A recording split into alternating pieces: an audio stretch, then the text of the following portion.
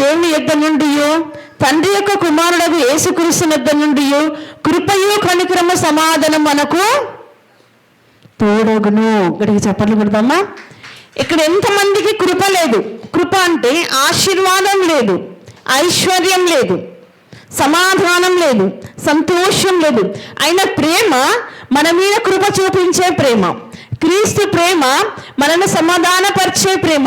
క్రీస్తు ప్రేమ మనకు తోడుండే ప్రేమ. చప్పట్లు కొడదామా? దేవుడు మంచి మాట మాట్లాడినప్పుడు అర్థమవుతుందా? పిల్లలు ఏమన్నా చేయనిస్తారే, నీ చెవులు మాత్రం ఇక్కడ పెట్టు. దేవుడు నీ హృదయంలో కార్యం చేయబోతున్నాడు. ఓకేనా? హల్లెలూయా. చదవండి తల్లి. 2వ యోహాను రాసుకునే వాళ్ళు రాసుకోండి. సత్య ప్రేమను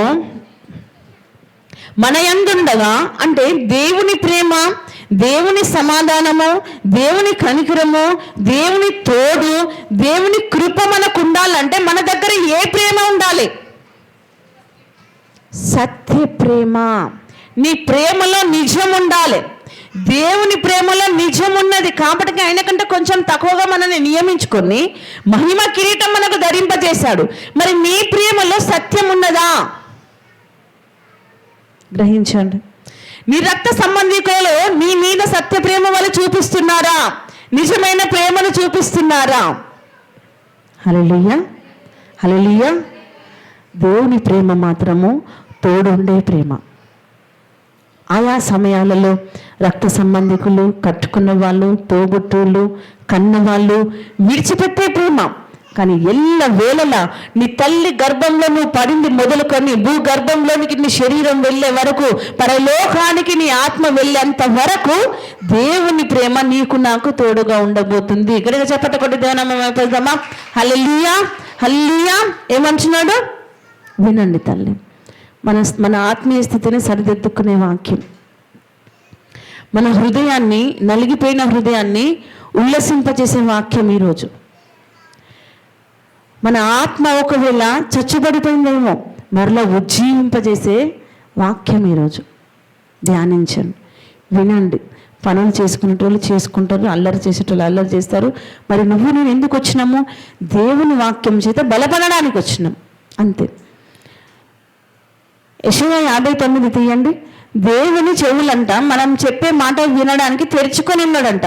మనం ఆలయానికి వచ్చినప్పుడు ఆయన చెప్పే మాట వినడానికి మన ఆత్మీయమైన చెవులు తెరుచుకొని ఉండాలి. హల్లెలూయా, హల్లెలూయా. వచ్చిందా ఇప్పుడు ఇక్కడికి? ఇక్కడ ఉన్న వాళ్ళందరూ చప్పట్లు కొట్టండి. ఉన్నావా? హల్లెలూయా.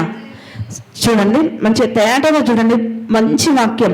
సత్య ప్రేమలు మన యందుండగా, అంటే దేవుని మీదనే కానీ మనుషుల మీదనే కానీ మనకంటే సత్య ప్రేమ అంటే నిజమైన ప్రేమ మన యందు ఉండిన ఎడల ఏం చేస్తాడంట? ఉండగా తండ్రి అయిన దేవుని యొద్ద నుండి, తండ్రి యొక్క కుమారుడగు యేసుక్రీస్తు యొద్ద నుండి కృపయు కనికరమును సమాధానమును మనకు తోడగును. తండ్రి వలన మనము ఆజ్ఞను పొందిన ప్రకారము ఈ పిల్లలలో కొందరు సత్యమును అనుసరించి నడుచుచుండుట కనుగొని బహుగా సంతోషించుచున్నాను. గట్టిగా చెప్పని కొడదామా? హల్లెలూయా. దేవాది దేవుడు మన పిల్లలను చూసి ఏం చేయాలి? సంతోషించాలి. ఎలా మన పిల్లల్ని దేవాది దేవుడు చూసి సంతోషిస్తాడంటే, ఫస్ట్ తల్లిలో సత్య ప్రేమ ఉండాలి. ఇక్కడ ఎంతమంది? ముగ్గురు పిల్లలు ఉన్నారు, ఒకరిద్దరు కదా. అందరికి ఎవరికైనా జంట కోయిల్లాగా ఇద్దరిద్దరు, కొందరికి ముగ్గురు ఉంటారు కదా. ఆ ముగ్గురు పిల్లలే తల్లికి మాత్రము ప్రతి ఒక్కరి మీద సమానము ప్రేమ ఉంటుంది. కాకపోతే స్థితిని బట్టి, పరిస్థితిని బట్టి, మీకు అర్థం కావాలంటే సిచ్యువేషన్ని బట్టి మాట మాట్లాడుతుంది తల్లి. కానీ పిల్లలు ఏం చేసుకుంటారు? దాన్ని అపార్థం చేసుకుంటారు. చిన్న ఆమె మీదనే ప్రేమ, పెద్ద ఆమె మీదనే ప్రేమ, మధ్యలో ఆమె మీద ప్రేమ, నా మీద ప్రేమ లేదు. హల్లెలూయా, హల్లెలూయా, హల్లెలూయా. తోబుట్టువులందరూ నా తల్లి ప్రేమ సత్యమైన ప్రేమ అని గ్రహించినప్పుడు నీ పట్ల దేవుడు సంతోషిస్తాడు. అర్థమవుతుందా? వినగల చెవులు వినుగాక. తల్లికి 10 మంది పిల్లలు ఉన్నా 10 మంది 2 కళ్ళతో సమానం. 5 ఒక కన్ను, 5 ఇంకొక కన్ను, ఒకరు ఒకలాగా ఒకరు. కాకపోతే సిచ్యువేషన్ని బట్టి మాట తీరు మారుతుంది. దాన్ని పిల్లలుగా మనం అర్థం చేసుకోవాలి. ఎంతమంది అర్థం చేసుకుంటున్నారు? యవనస్తులు మీ తల్లిని ఎంతమంది అర్థం చేసుకుంటున్నారు? ఎవరు అర్థం చేసుకోరు. అపార్థాల మెట్లు ఎక్కుతూ ఉంటారు. ఇంక మనకేమి ఎదురవుతా ఉంటాయి? అపజయాలు ఎదురవుతుంటాయి. అవునా? హల్లెలూయా. ఫస్ట్ ఈ భూమి మీద మనం నమ్మేది ఆత్మపూర్వకంగా చూసుకున్నట్లయితే దేవుని నమ్మాలి. ఫస్ట్ భూమి మీద ఎవరిని నమ్మాలంటే తల్లిని నమ్మాలి. చెప్పట్లు కొడతామా? నువ్వు తల్లిని నమ్మి తల్లి బోధించిన బోధ ప్రకారం నువ్వు నడిచినట్లయితే నీ జీవితాన్ని బట్టి దేవాది దేవుడు మనుషులు సంతోషించరు. నీ తోబుట్టులు నిన్ను బట్టి సంతోషించరు. నీ రక్త సంబంధికులు నిన్ను కట్టుకున్న వాళ్ళు నిన్ను బట్టి సంతోషించరు. కానీ దేవాది దేవుని ప్రేమ మాత్రము నీ సత్య ప్రేమ వలన సంతోషిస్తుంది. హల్లెలూయా. మనుషుల ముఖం మీద మనం సంతోషాన్ని ఎదురు చూడొద్దు తల్లి. మనుషుల ప్రవర్తనలో మనం సంతోషాన్ని ఎదురు చూడొద్దు. దేవునికి మన పట్ల సంతోషం ఉన్నదా లేదా? హల్లెలూయా. అందుకనే దేవుడు మనల్ని ఆయన కంటే కొంచెం తక్కువగా నియమించుకున్నాడు. ఎందుకు? ఆయన మనకు సహాయకుడుగా ఉంటున్నాడు కాబట్టి. ఆయన మనకు రక్షకుడై ఉన్నాడు. ఆయన రక్తాన్ని వెలపెట్టి మనల్ని కొనుక్కున్నాడు కాబట్టి కొంచెమే తక్కువగా చేసి మళ్ళీ ఎండి మీద భూమి మీద ఉన్న వాటి జీవరాశులన్నిటి మీద పొలాల మీద పంటల మీద ప్రతి దాని మీద నీకే అధికారం ఇచ్చావు. ఇళ్ళలో అంటారు కొంతమంది, నీకేం అధికారం ఉన్నదో ఇక్కడికి వచ్చి మాట్లాడుతున్నావు. కానీ దేవుడు మాత్రం పరలోకంలో నీకు అధికారం ఇచ్చాడు బిడ్డ. చెప్పటకూడదాం. హల్లెలూయా. కానీ దేవాది దేవుడు మాత్రము మహిమ కిరీటం నీకు ఇచ్చి ఒక అధికారం ఇచ్చాడు నీకు. హల్లెలూయా. అందుని బట్టి మనం ఏమై ఉండాలంట? సత్య ప్రేమని పట్టుకొని ఉండాలి గట్టిగా. ఏమైనా ఎవరేమైనా మాట్లాడుకొని, ఎవరేమైనా సనుక్కొని గునుక్కొని, వాళ్ళ ప్రేమ నీ పై ప్రేమ కావచ్చు, కానీ నీ ప్రేమ మాత్రము ప్రతి ఒక్కరి మీద సత్యమై ఉండాలి. నిజమైన ప్రేమ కలిగి ఉండాలి. దేవుడు ప్రతి ఒక్కరి మీద నిజమైన ప్రేమతో ప్రేమించాడు. కానీ 12 మంది శిష్యుల మీద నిజమైన ప్రేమ, సత్య ప్రేమ చూపించుకుంటూ వచ్చాడు. కానీ ఏదో ఒక దగ్గర, మంచి పొలమున్న దగ్గర పురుగులు ఉంటాయి, మంచి మనుషుల దగ్గర ముళ్ళు స్వభావం కలిగిన వాళ్ళు ఉంటారు. అలాంటి వాడు ఒకడు ఎవరు చెప్పండి? ఎవరు? గట్టిగా చెప్పండి. తెలిసినాక ఎందుకు సన్నుక్కుంటారు? మన మధ్యలో కూడా అట్లాంటి వాళ్ళు ఒకరు ఉంటారు. యూదాను ఏం చేసిండు? దేవుడు పట్టుకొని నడిచిండు. తర్వాత లాస్ట్కు తనే అప్పచెప్తాడని తెలుసు.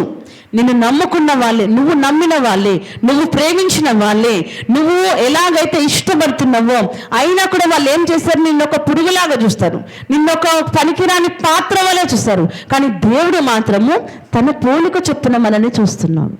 తన మహిమతో సమానంగా మనల్ని నింపుతున్నాడు. హల్లెలూయా. మనుషులు అలాగే చూస్తుంటారు. మనుషుల చూపును మనము పట్టించుకోవద్దు. దేవుని చూపు ఎలా ఉన్నది మన మీద? ఎలా ఉన్నది? ఆయన రూపాన్ని మనలోనికి చూసుకుంటున్నాడు. కన్నబిడ్డ ఉదయకాల సమయంలో పడుకొని ఉంటే తల్లికి ఎంత ముద్దు వస్తుందో, ప్రతి క్షణం దేవాది దేవునికి మనల్ని చూసినప్పుడు అలాగనే లాలించబోతుంది, అలాగనే మనల్ని ఆయన వాక్యంతో ముద్దాడబోతుంది, అలాగనే మనల్ని ఆయన స్పర్శతో కౌగిట్లోనికి తీసుకోవడానికి దేవునికి ఉంటుంది. కానీ మన దగ్గర ఏముండాలి? నిజమైన ప్రేమ ఉండాలి. దేవుని ప్రేమ, సత్యమైన ప్రేమ. చూసుకుందాం ఇంకోటి. ప్రకటనలు 21:4. ప్రకటనలు 21వ అధ్యాయం 4వ వచనం. ఆయన వారి కన్నుల ప్రతి బాష్ప బిందువును తుడిచివేయును, మరణము ఇక ఉండదు, దుఃఖమైనను ఏడుపైనను. అండర్లైన్ చేసుకోండి. దేవుడు ప్రేమించిన వారినట ఆయన వారి కన్నుల ప్రతి బాష్ప బిందువును తుడిచివేయును. గట్టిగా చెప్పండి కొడతామా? ఆయన వారి కన్నుల ప్రతి బాష్ప బిందువులు అంటే మనుషులు చూసుకున్నట్లే ఎన్నిసార్లు ఎంతసేపు కన్నీరు గారుస్తామని యాస్ట్ వస్తుంది కన్నీరు వచ్చి. కానీ దేవుడు ఏమంటున్నాడు? బాష్ప బిందువులుగా మార్చేస్తాడు మన కన్నీటిని. విలువ ఉండదమ్మా ఈ భూమి మీద చూసుకున్నట్లయితే. విలువ ఉండదు మన రక్త సంబంధికుల దగ్గర, మన కంటికి. కానీ దేవుని దగ్గర నీ కన్నీటికి ఒక విలువ ఉన్నది. హల్లెలూయా. హల్లెలూయా. అవి వ్యర్థం కావు. అందుకే దైవ సేవకుడు మంచి పాట, కన్నుల జారిన కన్నీళ్ళు తడిపిన దేవుని పాదాలు, ఇప్పటి నుండి నీ కన్ను చూచుని దేవుని కార్యాలు, కన్నుల జారిన కన్నీళ్ళు తడిపెను దేవుని పాదాలు, ఇప్పటి నుండి నీ కళ్ళు చూచును దేవుని కార్యాలు. ఉందిలే దీవెన ఎందుకా వేదన, పొందిన యాతన దేవుడే మరచునా. కన్నుల జారిన కన్నీళ్ళు తడిపెను దేవుని పాదాలు, ఇప్పటి నుండి నీ కళ్ళు చూచును దేవుని కార్యాలు. దేవుని కార్యాలు మన పక్షాన ఎదురవుతా ఉంటే పలుకకి లోకం నిందించిన, ఏకాకి నీవు రోధించిన, పలుకకి లోకం నిందించిన, ఏకాకి నీవు రోధించిన, అవమాన పర్వాలు ముగిసేనులే, ఆనంద గీతాలు పాడేములే. నవ్వినోళ్ళంతా నీ ముందే తలను వంచారు, అందరం నవ్వినోళ్ళంతా నా ముందు తలను వంచారు. ఇక ముందు నవ్వినోళ్ళంతా నా ముందు తలను వంచారు, ఇక ముందు నవ్వినోళ్ళంతా నా ముందు తలను వంచారు, ఇక ముందు. ఉందిలే దీవెన ఎందుకా వేదన, పొందిన యాతన దేవుడే మరచునా. అందుకే దేవుడు మంచి వాగ్దానం ఇస్తున్నాడు. ఆయన వారి కన్నుల ప్రతి బాష్ప బిందువును తుడిచివేయును, మరణము ఇక ఉండదు. గట్టిగా పట్టుకోండి ఈ మాట. మరణము ఇక ఉండదు, దుఃఖమైనను ఏడుపైనను వేదనైనను ఇక ఉండదు. మొదటి సంగతులు గతించిపోయినని సింహాసనంలో నుండి వచ్చి గొప్ప స్వరము చెప్పుట మీరందరూ ఈరోజు విందురుగాక. ఇది మొదలుకొని మీకు మరణం అనే ముళ్ళు కొట్టుకొని పోను గాక, దుఃఖం అనే ముళ్ళు కొట్టుకొని పోను గాక, ఏడుపు అనే ముళ్ళు కొట్టుకొని పోను గాక. ఇంకేమున్నది? వేదన. వేదన, ఇంత వేదన పడుతున్నారు స్త్రీలకు చూసుకున్నట్లయితే. ఇంత వేదనను, ఎటు చూసిన వేదన, అటు చూసిన వేదన. ఒక 4 రూమ్లు ఉన్నోళ్ళను చూడాలి ఒకసారి ఇంటికి పోయి. 12 hours చాలు వాళ్ళ ప్రవర్తన, అంటే వాళ్ళ వేదన వినడానికి. ఇటు వెళ్ళిన అక్కడ, అక్కడ వెళ్ళని ఇక్కడ, ఇక్కడ వెళ్ళని ఒక బొంగురంలాగా తిరుగుతారు స్త్రీ. అంత చేసి మధ్యలో నిలబడితే మళ్ళీ చుట్టుపక్కల చూసరికి ఏం చేయనట్టే ఉంటుంది. అది ఎంత వేదన. అర్థమవుతుందా? అర్థమవుతుందా? హల్లెలూయా, హల్లెలూయా, హల్లెలూయా. రెక్కాడుతుంది, కాళ్ళాడుతాయి, బ్రెయిన్ కొట్టుకుంటూ ఉంటుంది, హార్ట్ బీట్ కొట్టుకుంటూ ఉంటుంది. ఇంకా అవుతలే, ఇంకా అవుతలే, మొత్తం చేసి చుట్టూ మళ్ళీ చూస్తే ఎక్కడున్నది అక్కడున్నట్టు ఉంటుంది. మన ఆత్మీయ స్థితి కూడా ఎన్ని కన్నీరు కార్చినా, ఇంత విధంగా చూసినా కూడా ఈ లోకం అన్నది ఎక్కడున్నది అక్కడ ఉంటుంది. కానీ నీ కన్నీటికి పరలోకంలో ఒక లెక్క ఉంటుంది. తల్లి ఇక్కడ ఉన్నప్పుడు నీ కన్నీటికి విలువ ఉండదు. దేవుని దగ్గరకు వచ్చి నువ్వు కన్నీరు కార్చడం అనుకో, ఆ కన్నీటికి దేవుడు విలువ ఇస్తున్నాడు. అప్పుడు నీ పరిస్థితిని చూసి, నీ స్థితిగతులను చూసి, నీ వ్యాధి బాధను చూసి, నీ ముందు నవ్వకనే నవ్విన వాళ్ళంట తలను దించేలాగా దేవాది దేవుడు చేస్తాడు. ఆమేన్, ఆమేన్. దేవుడు నామానికి మహిమ కలుగుగాక. ఏముండదు? మరణమైనా ఉండదు, దుఃఖమైనను ఏడుపైనను వేదనైనను ఇక ఉండదు. మొదటి సంగతులు అందరు జ్ఞాపకం చేసుకోండి. ప్రభు, నా స్థితి ఇది. నేను ఇప్పుడు ఈ క్షణాన నీ మందిరంలో అడుగు పెట్టక మునుపు నా స్థితి ఇది. నా ఇంట్లో నేను గొడవ పెట్టుకొని వచ్చాను, నా ఇంటి నుంచి నేను వ్యాధి పట్టుకొని వచ్చాను, నా ఇంటి నుంచి నేను అప్పుల భారం కోసం నేను భారం ఆలోచించుకుంటూ వచ్చాను. ప్రభా, నా స్థితిగతులు మారుతాయో మారవో అని, ఒకవేళ మీ సన్నిధికి వస్తే నా బ్రతుకు మారుతుందని ఆశపడి వచ్చాను ప్రభు అని ఒక్కసారి ధ్యానం చేసుకోండి. మునుపటి స్థితి ఇది మొదలుకొని నీకు ఉండదట. గట్టిగా చెప్పలు కొద్దమ్మా. మునుపటి స్థితి నీకు ఇక మీదట ఉండదు.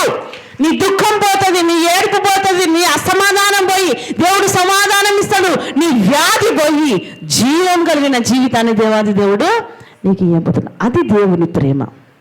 చెప్పండి కదమ్మా, అది దేవుని ప్రేమ. దేవుని ప్రేమ ఎన్ని విధాలుగా కనపరుచుకుంటున్నాడో మనకు. దేవుని నామానికి మహిమ కలుగాక. 1 కొరింథీ 13:1-8 చక్క చదవండి తల్లి. 1 కొరింథీ 8వ అధ్యాయం. మొదటి వచనం.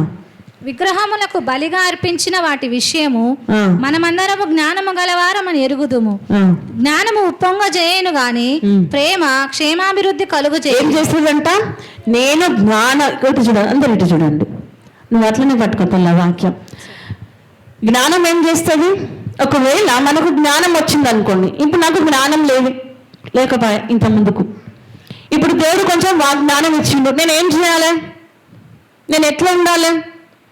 సరే, ఇప్పుడు నేను శారీరకంగా చెప్తున్నాను. నాకు వంట చేయడానికి రాదు, పని చేయడానికి రాదు, ఏం చేయడానికి రాదు. నాకు ఒక వ్యక్తి వచ్చి నేర్పించింది. ఒక స్త్రీ, మా అమ్మో, మా అత్తో, లేకపోతే మా ఆడపడుచో, వదినో, ఎవరో ఒకరు వచ్చి నాకు నేర్పించిండ్రు కదా. నేర్పించినప్పుడు నేను చక్క చేసుకుంటా ఉంటున్నాను. ఒక సమయంలో ఒక సిచ్యువేషన్ వచ్చినప్పుడు వాళ్ళు వచ్చి నేను ఒక వంట వండుతుంటే ఇట్లా కాదమ్మా ఇట్లా చేయి అన్నప్పుడు నేను ఏం చేయాలి? దాన్ని తగ్గించుకొని సరే అని స్వీకరించాలి. నువ్వేంది నాకు చెప్పేది? నాకు తెలిసిన నేను వండుతున్నా చాలా సంవత్సరాల నుంచి అంటే అక్కడ మనకు అక్కడ విలువ వాళ్ళకి మనం విలువ ఇచ్చినట్ట, అది సత్య ప్రేమ అన్నట్ట. అంటే జ్ఞానము ఏమి ఇవ్వదు. కానీ చదువుతాలి, మళ్ళీ మైక్లో చదువుతాలి. జ్ఞానము ఉప్పొంగ చేయను కానీ ప్రేమ క్షేమాభివృద్ధి కలుగు. జ్ఞానం ఏం చేస్తుందంట? ఉప్పొంగ చేస్తుంది. నేను చూపించాను ఒకసారి.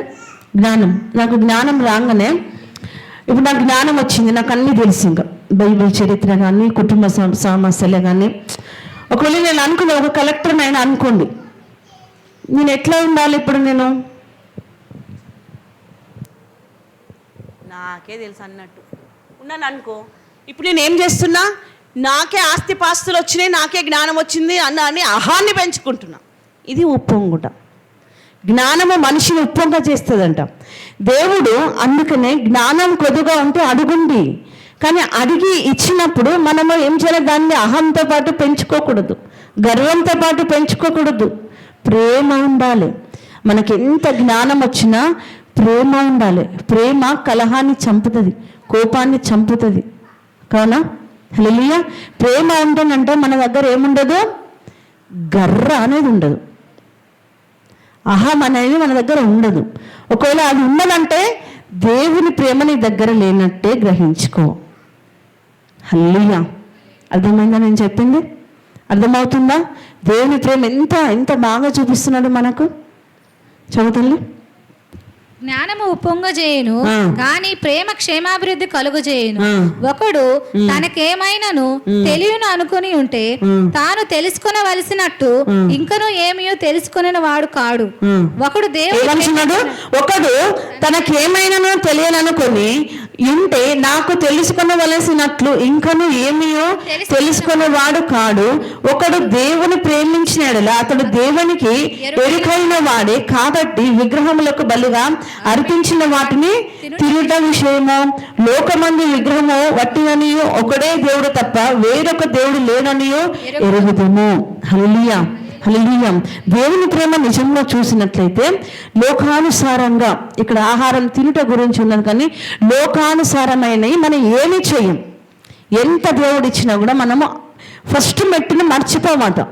నిజమైన సత్యమైన ప్రేమ ఉంటే ఫస్ట్ మెట్టును మనం మర్చిపోము.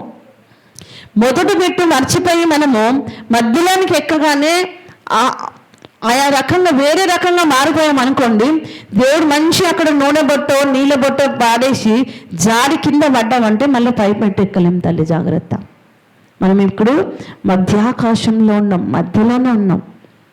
ఇంకా చివరి ఆశీర్వాదాలు మనకు రాలేదు, చివరి సంతోషాలు మనకు రాలేదు. బహు జాగ్రత్తగా ఉండాలి, ప్రేమ కలిగి ఉండాలి. ప్రాముఖ్యంగా మనిషికి ఉండేది ఏంటిదంటే ప్రేమ. ఆ ప్రేమ సమాధానం ఇస్తుంది, సంతోషం ఇస్తుంది, ఆరోగ్యం ఇస్తుంది, ఆనందమునిస్తుంది, ఉల్లాస వస్త్రంను జీవ కిరీటంను ధరింపజేస్తుంది. ఆ ప్రేమ మనము కలిగి ఉండాలి. దేవుని నామానికి మేము కలిగి జ్ఞానం వచ్చింది కదా నాకు ఇక అన్నీ తెలుసులే అనుకుంటే మనము మూడు బారిన స్త్రీల వల్ల ఉంటున్నాం. సామెతలు 3వ అధ్యాయం 12వ వచనం తీవండి. సామెతలు 3:12.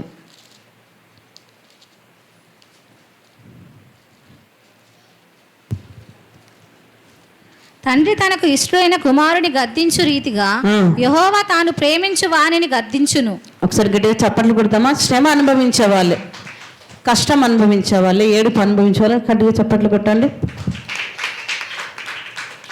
నా కుమారుడా, యెహోవా శిక్షను ధృవీకరించవద్దు, ఆయన గద్దింపునకు విసుకవద్దు. తండ్రి తనకు ఇష్టమైన కుమారుని గద్దించు రీతిగా యెహోవా తాను ప్రేమించే వారిని గద్దించును. ఇప్పుడు ఎంతమంది కష్టాల్లో ఉన్నారో, బాధల్లో ఉన్నారో, సంతోషంగా గట్టిగా చప్పట్లు కొట్టి దేవుని నామాన్ని మహిమపరచండి. ఎందుకంటే దేవుడు నన్ను ప్రేమిస్తున్నాడు కాబట్టి నీకు కష్టం. హల్లెలూయా, హల్లెలూయా. మనుషులందరూ ఇంకెన్ని రోజులు ఇన్ని కష్టాలు పడతామంటే నా దేవుడు నన్ను ప్రేమిస్తున్నాడు, నేను భరిస్తా, ఎంతనైనా భరిస్తా, దాన్ని జయించే శక్తి దేవుడు నాకు ఇస్తాడు. నీకేమైతుంది? నువ్వు పడుతున్నావా బాధ? నువ్వు కడుపు మార్చుకుంటున్నావా? నువ్వు వస్త్రహీనత కలిగి ఉన్నావా?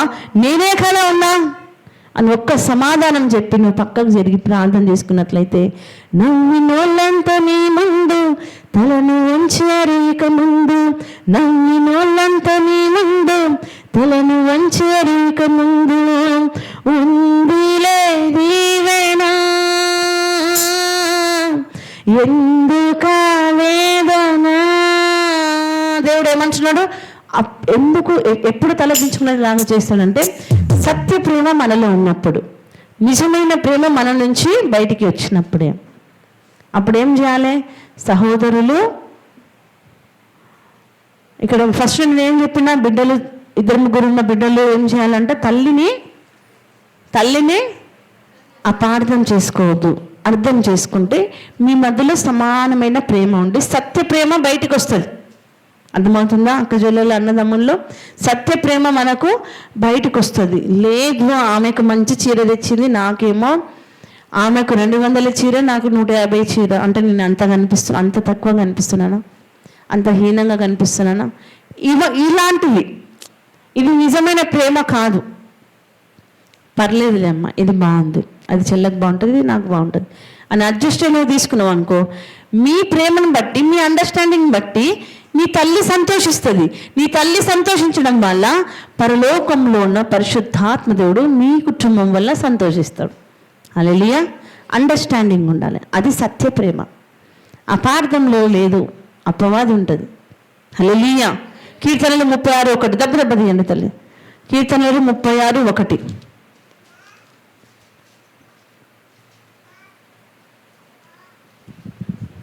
భక్తిహీనుల హృదయములలో అతిక్రమము దేవోక్తి వలె పలుకుచున్నది, వాని దృష్టి ఎదుట దేవుని భయము బొత్తిగా లేదు. ఏమంటున్నాడు? భక్తిహీనుల హృదయములు. భక్తిహీన హృదయం కలిగి ఉన్నదా? భక్తి కలిగిన హృదయం ఉన్నదా? మనకు పరిశుద్ధ ఆలయంలో ఉన్నారు, గ్రహించి జ్ఞానం కలిగి చెప్పండి ఆన్సర్. భక్తిహీనుల హృదయం కలిగి ఉన్నామా? భక్తి కలిగిన హృదయం కలిగి ఉన్నామా? భక్తి కలిగిన హృదయం కలిగి ఉంటే మరి మీ మధ్యలో అండర్స్టాండింగ్ ఎందుకు ఉండట్లేదు? సత్య ప్రేమ ఎందుకు బయటకు చెప్పట్లేదు? ఎంతమంది ఎన్నన్నా ఎందుకు రివర్స్ మాట్లాడుతున్నారు? ఆశీర్వాదం కొంచెం వచ్చిన తర్వాత నీకు సహాయం చేసిన వారిని ఎందుకు నువ్వు నిర్లక్ష్యం చేస్తున్నావు? ఎందుకు వారి ఎదుట ఒక నాకు అనానికి వస్తలేదు కానీ ఆ రకంగా ఈ రకంగా తిరుగుతున్నారు? ఓకే, తనని తాను తగ్గించుకున్న వాళ్ళు, తనని తాను హెచ్చింపబడిన వాళ్ళు చివరకు. కాబట్టి మనం ఎప్పుడు ఎలా ఉండాలి? మనం తగ్గించుకోవాలంటే ఏం చేయాలి? మన నోరు మన ఆధీనంలో పెట్టుకోవాలి, ప్రేమను బయటికి కనపరచాలి. అది దేవుడు కనపరచాడు. కాబట్టికే ఏమంటున్నాడు? భక్తిహీనుల హృదయములలో అతిక్రమము దేవోక్తి వల్ల పలుకుచున్నది, వాని దృష్టి ఎదుట దేవుని భయము బొత్తిగా లేదు. మరి ఎంతమందికి ఇక్కడ దేవుని భయం ఉన్నదా? దేవుని భయం ఉన్నదా? నీ ఇంటి వారు నీ గురించి సాక్ష్యం చెప్పగలుగుతారా? నిజంగా నా భార్యకు నీ భర్త నీ గురించి సాక్ష్యం చెప్తున్నాడా? నీ పిల్లలు నీ గురించి సాక్ష్యం చెప్తున్నారా? నీ తల్లిదండ్రులు నీ గురించి సాక్షులై ఉన్నారా? మనకు ఎవరో వచ్చి సాక్ష్యం చెప్పని అవసరం లేదు. మన ఇంటి వారు మన గురించి సత్యమైన సాక్ష్యం చెప్తేనే పరలోకంలో దేవుడు మన నిమిత్తమే సంతోషిస్తాడు. అప్పుడు ప్రకటన 21లో ఉన్న వాక్యం మన జీవితంలో మన కన్నీరు అంటే బాష్ప బిందువుల వలె మార్చి మన మరణాన్ని విడిచేస్తాడు, మనకు దుఃఖాన్ని తీసివేసేస్తాడు, అసమాధానాన్ని తీసివేసి సంతోషిస్తాడు. ఊరికినే రావు, ఏ డిమార్ట్లోనో ఏ షాప్లోనో ఏ మార్కెట్లోనో దొరకవి, మనలో నుంచే బయటికి వస్తాయి. హల్లెలూయా. మనం ఎలా ఉంటున్నాం? భక్తిహీనులు కలిగి ఉంటున్నామా? భయం కలిగిన భక్తి ఉంటున్నదా? హల్లెలూయా. మనం భయం కలిగి మన భక్తిలో భయం ఉంటేనంట మన ప్రార్థనలో శక్తి ఉంటుంది తల్లి. ఒక్కసారి నీ ప్రార్థనలో శక్తి ఉంటే దేవుని దగ్గర నుంచి బలమైన ఆశీర్వాదం దిగుతుంది. అది నీ యొద్ద నుంచి తీసివేయడానికి ఎటువంటి అపవాదికి స్థానము లేదు.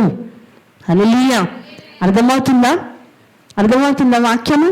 మరి మన ప్రేమ ఏమైనది? ఇప్పటికైనా ఒక్కసారి చెప్తారా? మరి నీ ప్రేమ ఏమై ఉన్నది? పోనీ దేవుని ప్రేమ ఏమై ఉన్నది మన పట్ల? గట్టిగా చెప్పండి. ఇంకా ఎన్ని విధాలుగా సహాయం చేసే ప్రేమ? వినటం వల్ల విశ్వాసం కలుగును. మన జీవితంలో కార్యం జరుగుతుందని విశ్వాసం కలిగి వచ్చినాం. ఎప్పుడో కార్యం జరుగుతుంది? వినటం వలన జరుగుతుంది. హల్లెలూయా.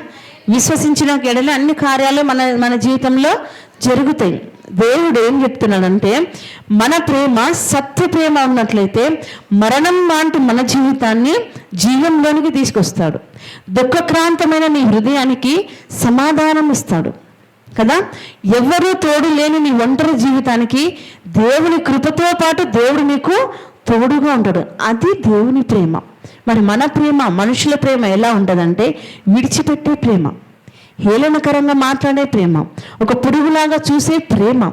కానీ దేవుడు మాత్రము తనకంటే తక్కువగా మనల్ని నియమించుకొని మన మీద మహిమ కిరీటం ఉంచిన ప్రేమ దేవుని ప్రేమ. ఆ మహిమ కిరీటం కావాలన్న వాళ్ళందరూ లేచి నిలబడండి. హల్లెలూయా. హల్లెలూయా. పరిశుద్ధుడా, నిజంగా నా